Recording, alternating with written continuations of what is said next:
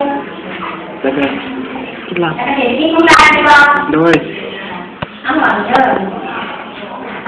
อาจารย์ในดวงของเราเป็นสิ่งที่ตายพวกมูคือหลังเข้าใจว่าเข้าใจ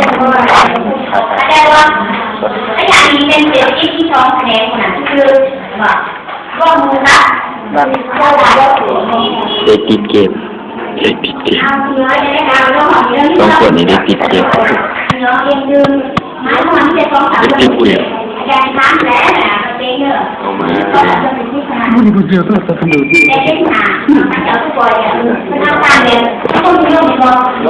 ก็ได้แบบนี้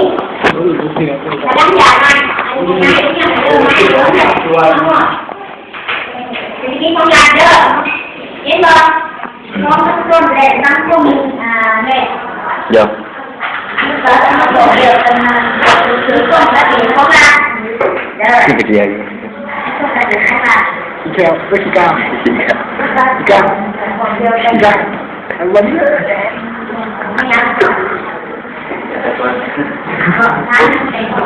วันนั้นเราก็ทำดี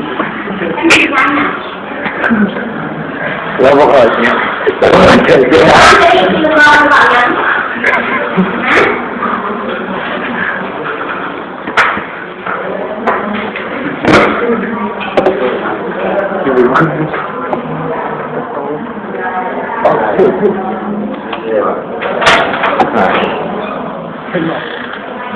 บอกว่า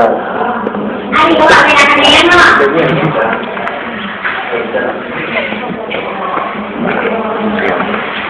อันนี้อันนั้นกันอันนี้อันนี้เอาไว้อยู่นี่ก่อนโดยเป็น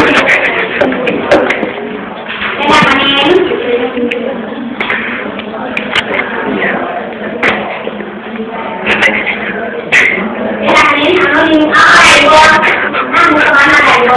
นี่ยไม่มีการจับ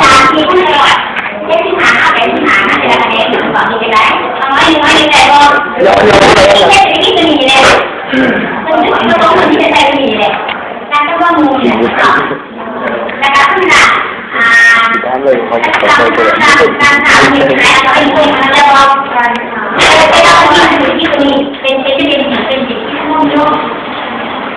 ไอ้แต่ทำโดยประมาณนั้นโดยประมาณเด็กนิดขึ้นเยอะ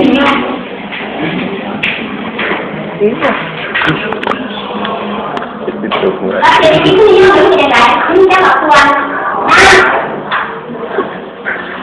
นี่จะบอกตัวที่หนึ่งงงอันนี้เด็กนิดยังหนึ่งชุดเชิญโอ้โหตรงนี้ว่ามันบอกมันเอาดีของมันเนี่ยค่ะเป็นไอ้บ้านเรามันถูกกระโดดโดยโรงงานที่ดินยมเป็นที่ดินยมที่จะกับตัวร้ายนะติดเกมผมไม่หาเงินมาอย่างติดเกมที่ดินยมที่จะกับตัวมันเนี่ยมาหาได้เป็นอย่างเงี้ยอันนั้นเลยที่จะกับตัวนะโรงเรียนเป็นที่จะกับตัวนี่ดูหาขาตัวได้ไงนะนี่ขาตัวได้ไง1 2 3 4ก็คือเอกก็คือนี่อยู่นี่นะนี่อีกโอ้ตัวที่ยังอีกต้นนี่